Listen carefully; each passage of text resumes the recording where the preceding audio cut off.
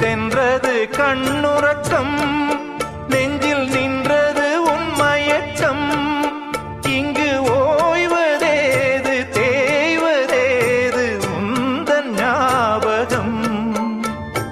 உன்னிடம் சொல்வதற்கு எண்ணம் ஒன்றல்ல நூறிருக்கு.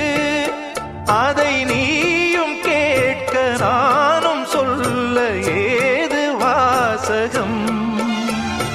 பாதச்சுவடு